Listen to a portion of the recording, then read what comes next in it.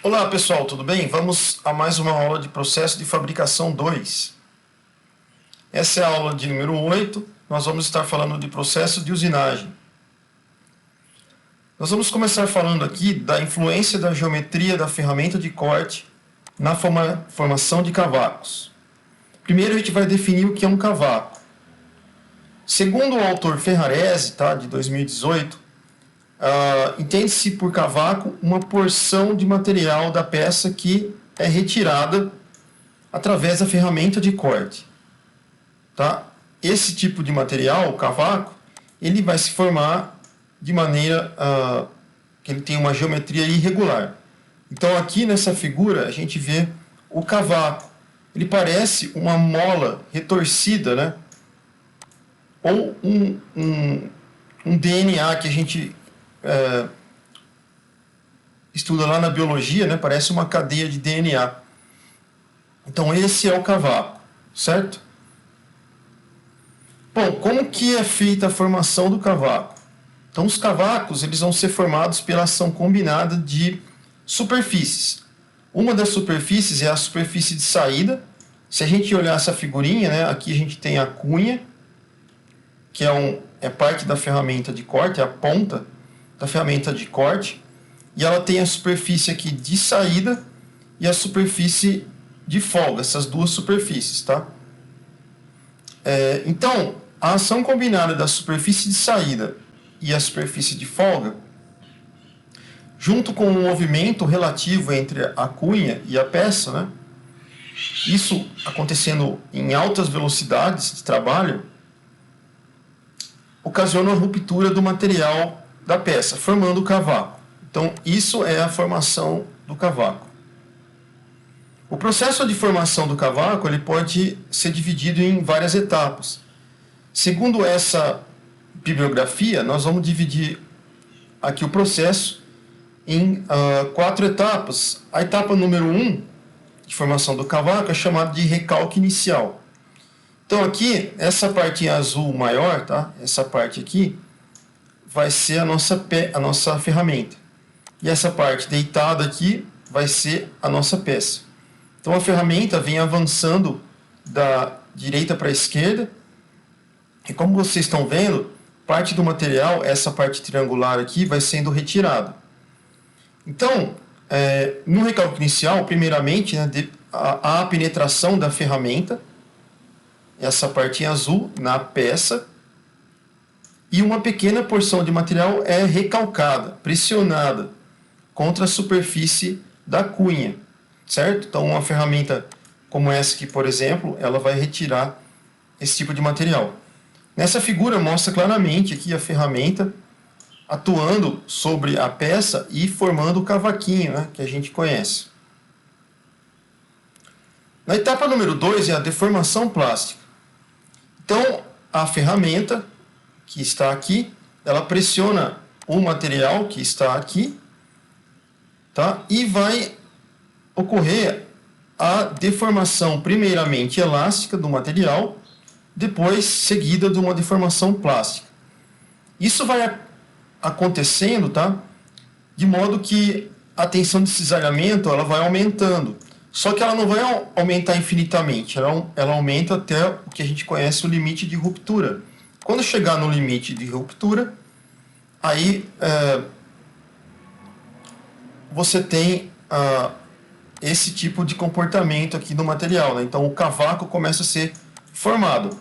Só que ainda não tem perda de coesão. O material ele ainda não foi retirado totalmente da peça. Conforme a gente está vendo aqui, ele vai formar as primeiras partes do cavaco, né? Ok?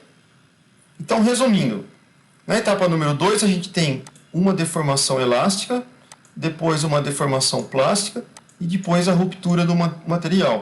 Se a gente traçar aquele gráfico, né, de força por deformação, então a gente tem primeiro uma reta, que é a deformação elástica, depois a deformação plástica, até o limite de ruptura. A etapa número 3 é o deslizamento do material.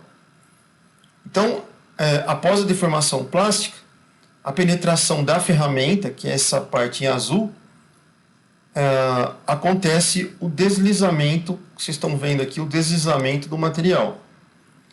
E aí há uma ruptura parcial ou ainda até completa da região de cisalhamento. E aí você já tem a formação de cavacos contínuos, certo? Sem rebentação. Descontínuos com rebentação. Isso vai depender muito da característica do material, por exemplo, como a ductilidade do material, certo? Por último, nós temos aqui a deformação plástica, tá? A deformação plástica. A deformação plástica tem-se a saída do cavaco e escorrega-se até a superfície da saída da cunha, enquanto uma nova porção de material imediatamente adjacente à anterior está deformando e cisalhando, segundo o autor Ferrarese, certo? Então, essas são as 4 fases aí do processo de formação do cavaco, ok? Então vamos recapitular: recalque inicial, deformação plástica, deslizamento do material e deformação plástica novamente.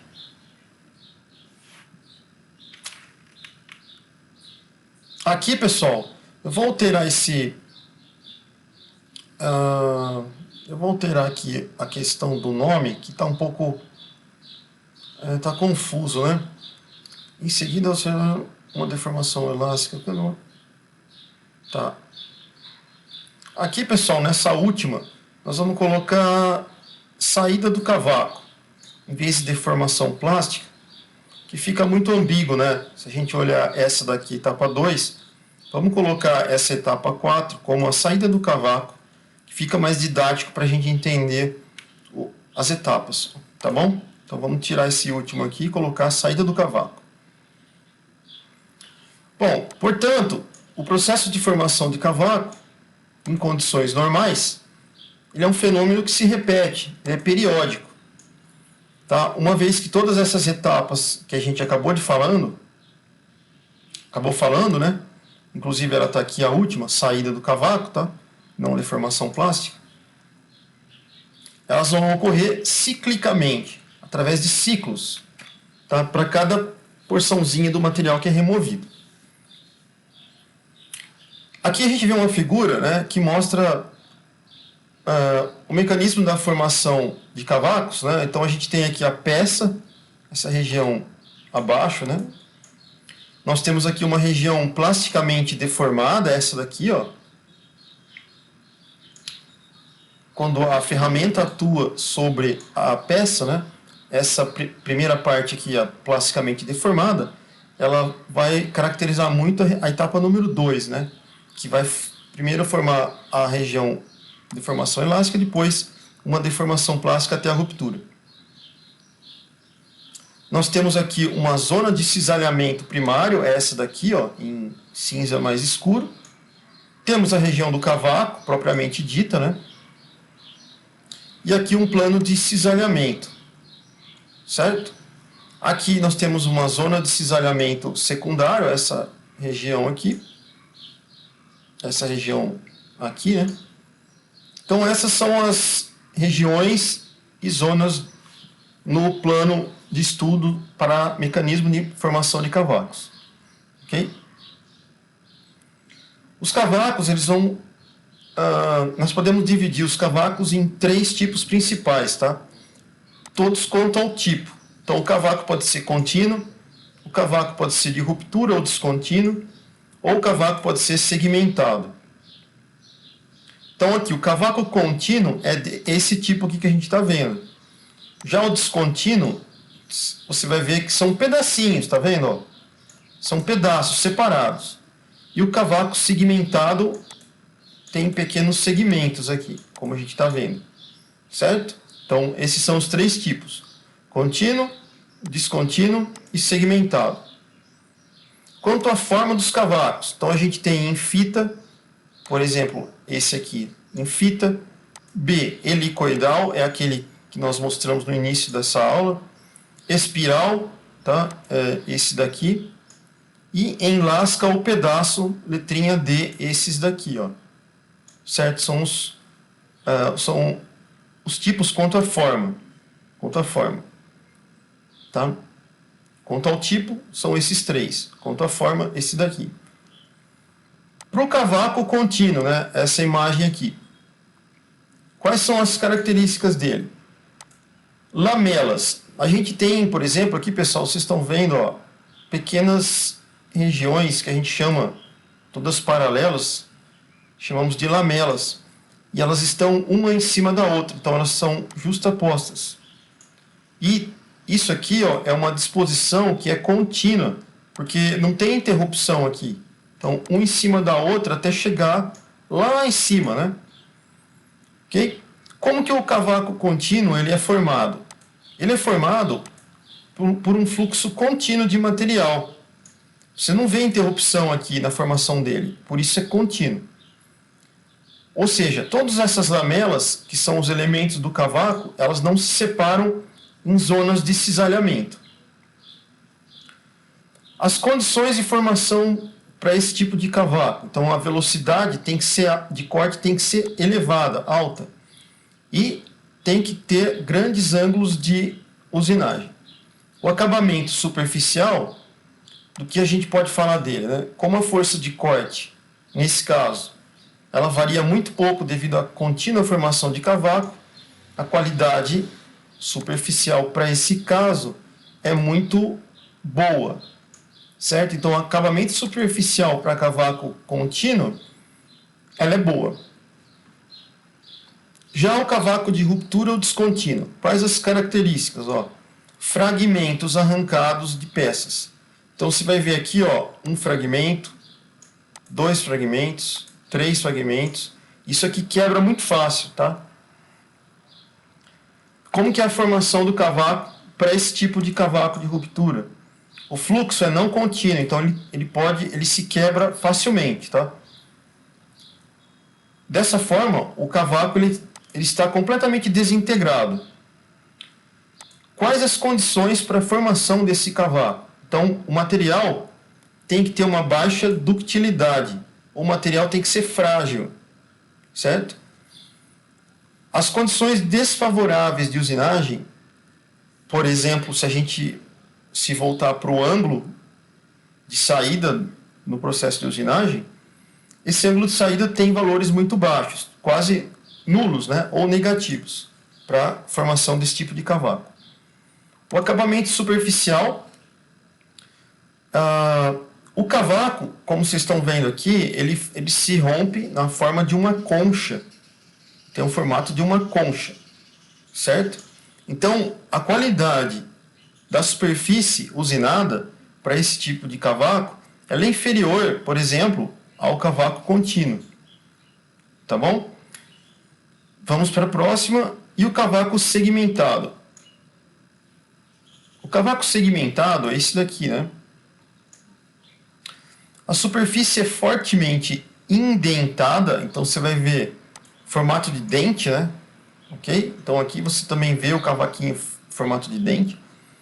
A formação do cavaco, o fluxo é não contínuo, porque ele é segmentado, né? E eles são levemente deformados no plano de cisalhamento e novamente soldados entre si, né? Devido ao calor.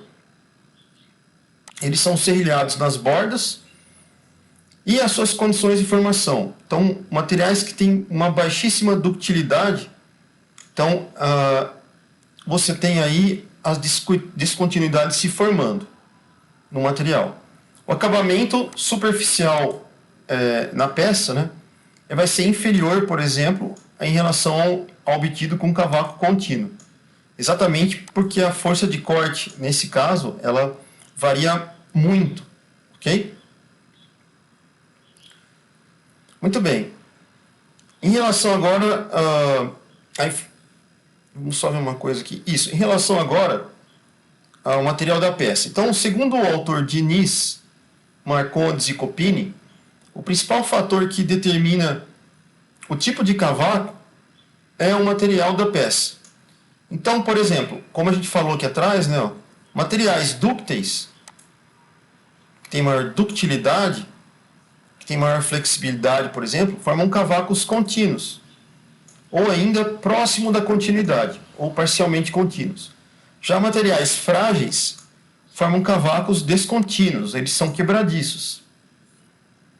Aqui a gente tem uma figura mostrando os tipos de cavacos, certo? Existe uma norma, que é a norma ISO 3685 de 93, ela classifica os cavacos. Então, a gente pode olhar essa figurinha, tá?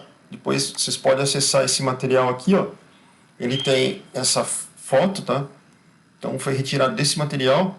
Então, a gente vê os tipos de cavacos. Então, formato de fita, um formato tubular, um espiral, por exemplo, uma hélice, um cônico, um formato de arco, lasca, curto, cônico, solto, emaranhados e esses tipos aqui de emaranhados, ok?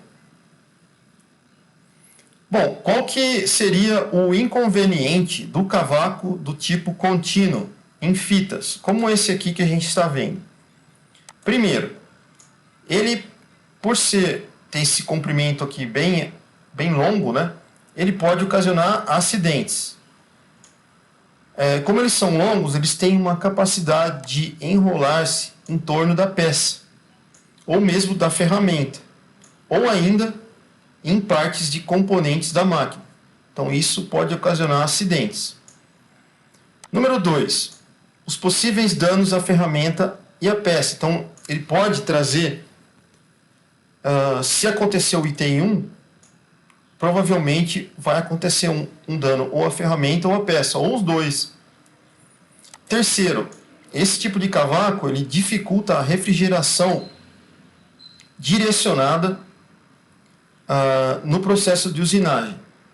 Dessa forma você tem perca de fluido de corte, tá? Aumenta o custo da sua usinagem. E ele dificulta muito o transporte ou manuseio do cavaco em si, né? Ele ocupa um volume muito grande, tá? Visto que ele tem um comprimento muito grande, né? Aqui nós temos várias formas, né, de cavaco contínuo, em fita, por exemplo, helicoidal e em pedaços. E aí, para não utilizar um cavaco contínuo em fita, por exemplo, como esses daqui que a gente mostrou, a gente pode usar o quebra-cavaco, certo? Então ele vai ser um método popular para a produção de cavacos curtos, tá? Então os dispositivos que fazem essa quebra, uma quebra mecânica do cavaco, são os quebra-cavacos.